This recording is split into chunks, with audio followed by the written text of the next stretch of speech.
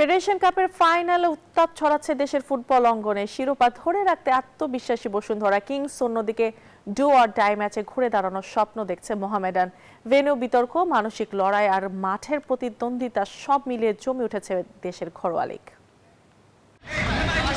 দেশের ফুটবলের অন্যতম মর্যাদার আসর ফেডারেশন কাপ ফাইনাল সামনে রেখে উত্তেজনা এখন তুঙ্গে। টানা 3 বারের চ্যাম্পিয়ন বসুন্ধরা কিংস মরিয়া পঞ্চম শিরোপা ঘরে তুলতে। দলের কোচ জুবায়ের নিপু স্পষ্ট জানিয়েছেন, জয় ছাড়া অন্য কিছু ভাবছেন না তারা। টেস্ট খেলাটা ফাইনাল দিয়ে আমরা শেষ করতে চাই এবং ট্রেভরও করতে চাই।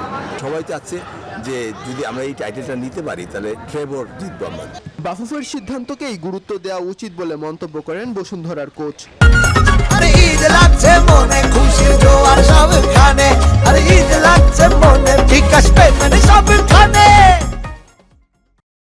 কিংসের মাঠে ফাইনাল খেলতে না চাওয়ার বিষয়টিকে মোহামেডানের বোকামি বলেও উল্লেখ করেন তিনি।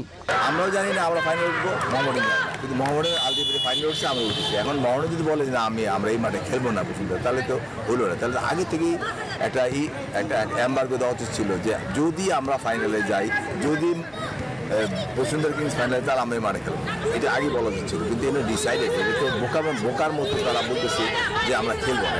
অন্যদিকে ফাইনাল সামনে রেখে মোহামেডানের শিবিরও আত্মবিশ্বাসী। কোচ আব্দুল কাইয়ুম সেন্টুর মতে, ঘরের মাঠে মনস্তাত্ত্বিক দিক থেকে বসুন্ধরা কিছুটা এগিয়ে থাকলেও ডু অর ডাই ম্যাচে আত্মবিশ্বাসী তারা। বসুন্ধরা এখানে মনস্তাত্ত্বিকভাবে তারা কিছুটা এগিয়ে থাকবে, যেহেতু ওদের হোম গ্রাউন্ডে খেলা। এটা আমাদের হোম গ্রাউন্ড হলে আমরাও একটু এগিয়ে থাকতাম। শিরোপা নির্ধারণী ম্যাচে বুধবার মাঠে নামবে দেশের 2 ঐতিহ্যবাহী ক্লাব।